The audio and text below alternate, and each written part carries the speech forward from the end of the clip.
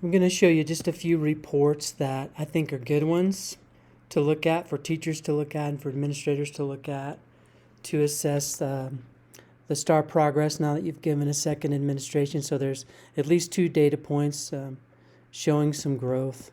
The first one is rather obvious. I'm under just the STAR assessment. There's some reports under the administrator tab too, but the better ones are under this tab.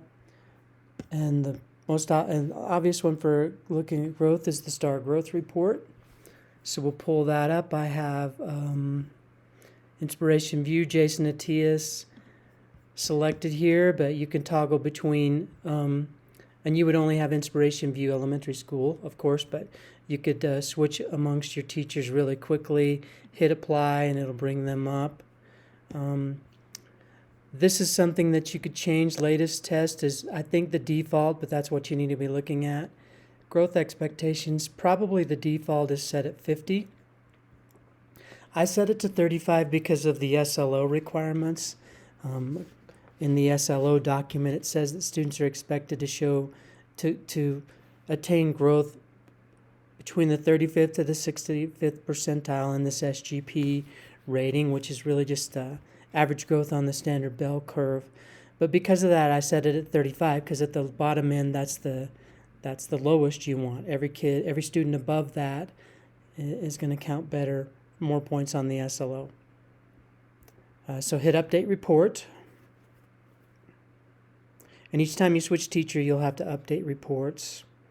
And then it shows Jason Atias' kids one by one. It shows their SGP, so their standard growth percentage. And just scrolling through, this group looks pretty strong, really, because you want 35 to 65's average, and there are several of students in Jason's class that are above average. A really quick way to look at this one is right here. It says 19 met expectations, and that means they met that 35% that we set as the bottom target. So 19 students of the 26 students in this class were at the 35th percentile or higher. So that's just a good way to check growth, and really the growth looks strong to me. I mean, several kids that rank really high in the SGP score. Honestly, can't tell you exactly what that means. Year to year, I'm going to start collecting this data, and then next year I'll be able to tell you a little bit better if that's good or that's not. But to me, this looks pretty good. Just looking at Jason's, 19 of his students met the growth goal. That's pretty high for mid-year. Remember, keep in mind they've got the rest of the year to continue to improve. So I think that's pretty significant. Back to reports. So that's the quick shot standard growth. That's the report they're going to use to gather the SLO data, I'm pretty sure. I also like the STAR screening report. And it's not really a growth report, but I'll show you why I think it's a pretty neat report. I like the graphics of it, for one thing. And I can switch students here. I've got Vista Ridge High School up. Let's switch to Inspiration View Elementary. Let's go with Atias again, since we already looked at some of his stuff. And then I want his whole class. So hit apply. And always update report. I'm looking at the winter screening period right now. So in the winter, so this last administration, this is how his kids laid out. 1, 2, 3, 4 that were at or above. 1, 2, 3, 4, 5 that were really close, but not the at or above. And then you can scroll down and look at his kids specifically to see where they scored. So if we go back to the fall, then we can see that there was only 1 in the fall at the first administration that was at or above, and then 4 that were in that next data range. The reason this report's really nice too is because this line right here shows where they need to be. That would show adequate growth. So theoretically, a student who gets to this line will score at or above proficient on the CMAS exam. Not to be alarmed here, because it's beginning of the year test. And then if I switch to winter, which is the one I looked at first, I'll bring it back up. See, we only had 1 in the green. Now we have 4. 1, 2, 3, 4, 5. So there's quite a bit of movement. Keeping in mind 5th grade this may look a tiny bit alarming, but 5th grade coming off of a year and a half of pandemic, I'm not so sure this is that bad. And we still got half a year to go. So all these kids in the blue will probably make it up to proficient, and arguably some of these higher ones in the yellow. Now as we get lower and lower, of course, that's going to be more and more difficult to attain. But the state benchmark, the state average, is well below 50% of all students. So, if Jason can get 40 to 45% of his students up to the at or above by the end of the year, then he's going to be well within the same range. He's going to be comparable to some of the better scores in the entire state. So nothing particularly overly alarming there, I don't think. But anyway, that's another nice way. I really like that one for looking at the growth, and also for just getting a quick look at where each of your kids are at. That's probably a better teacher report. It would take a little bit longer for an administrator to thumb through each of those. Let's see. So those two are nice for growth. There are a ton of other reports to look at for growth here. I just think those are quick. That's the growth report, actually, obviously, the quickest way to look at student growth. The STAR screening report's a little bit prettier. All these graphs, if you like graphs, they're nice too, but you got to look individually, one student at a time, at those graphs, and it takes a little while. As far as planning, what are next steps? So the instructional planning class report, I'll pull that up because it gives some good guidance, or the best guidance you're going to get from this assessment. So I'm at Inspiration View. I'm still at ATIAS. I could switch that the same way that I have in every other report. Make sure you're on the current school year. And STAR Unified Scale should come up as the default, and that's the right one. Update report.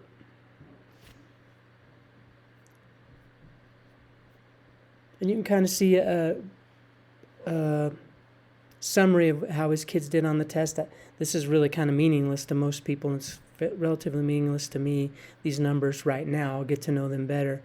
But what we're looking for is this quick list of things that they still need to cover or could cover. Data statistics and probabilities, there's quite a list, but they probably haven't even touched on a lot of those. Geometry is actually a relatively short list, which is kind of encouraging. And then number operations in base 10 is pretty short. That's good. Number operations in fractions is very long because they probably haven't even started that unit. So there's a lot of things to cover. What I would look for, or encourage teachers to look for in this list, are things that they have covered that are still showing up. So there's an indication I need to continue to review and spiral those skills. Particularly look at the skills with the lightning bolts, because those are focus skills and they match really closely with our priority standards. So we agree with them on what are the highest priority skills. There's another one, a focus skill. Again, all these things are suggestions of topics that teachers could spend more time on or spend time on if they haven't yet.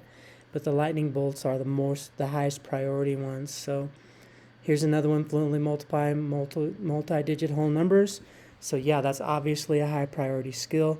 Hopefully they've been spiraling those skills. They should continue to spiral those skills throughout elementary school. If not, then this is a good reminder, this report.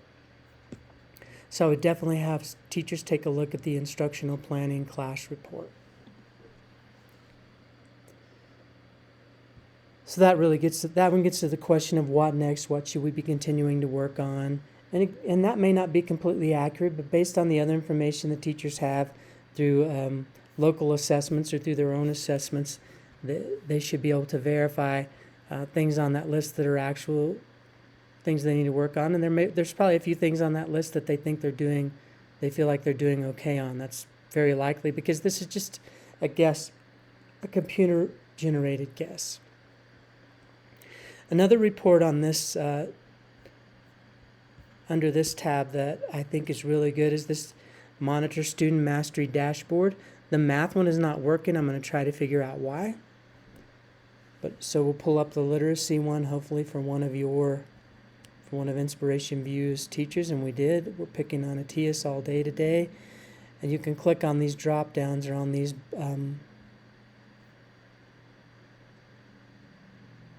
on any of these connections or those blue highlighted lists, and of course switch teachers if you wanted to.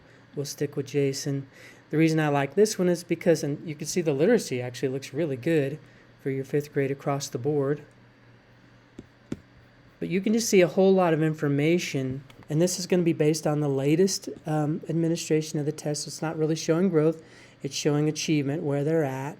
So this looks really, really strong for literacy because that's all the literacy standards. The reason this one's nice is because you can hit that drop down. You can look at each kid individually to see where they're at within each standard. So see, it's just a really nice way to take a look at where all your kids at. Again, if I don't click the arrow, then I look at the class as a whole, but I can look according to each standard. I can find out where each kid's at really quickly, visually, by hitting this drop down. So that's a really good report. I think if I was a teacher, I'd be spending most of my time probably looking at that one. And these are just ideas. Play around, but I think these are reports that give you really good information really quickly. I'm going to show you one under the Administrator tab that I think is a good one, all the way down at the bottom, State Standards and Mastery. So it's mapping mastery of state standards.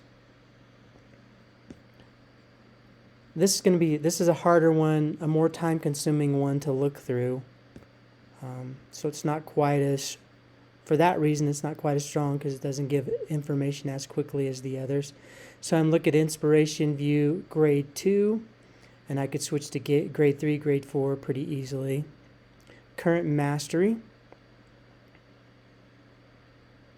I could do projected, I could also display projected mastery, but I'm just going to look at current mastery right now, and this is going to show me where your 2nd graders are at based on the winter administration of the assessment.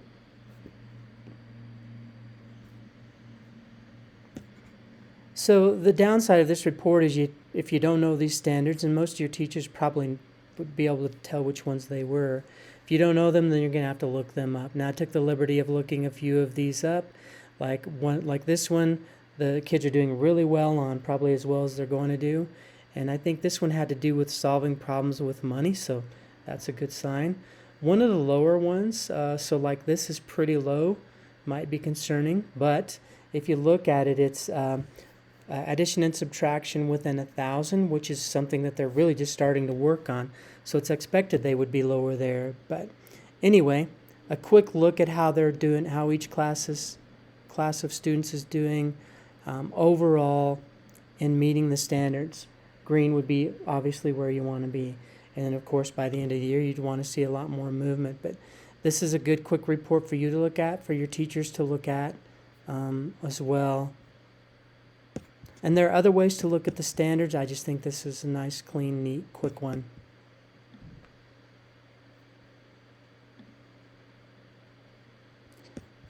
In fact, and your teachers may not be able to access that one. So let's go back to STAR Assessment. This one too, State Standards Mastery Class Report. Now this is going to look alarming because there's going to be a lot of red, but keep in mind we're mid-year. And this is one of the more discouraging looking reports, which is why I kind of stay away from it, because I don't think you want the teachers to be discouraged. You want them to have a sense of urgency, but not discouraged. I think this report can look bad when a lot of the others look a lot more encouraging. State Standards Mastery. This one has a lot of information, so it takes a long time to pull up.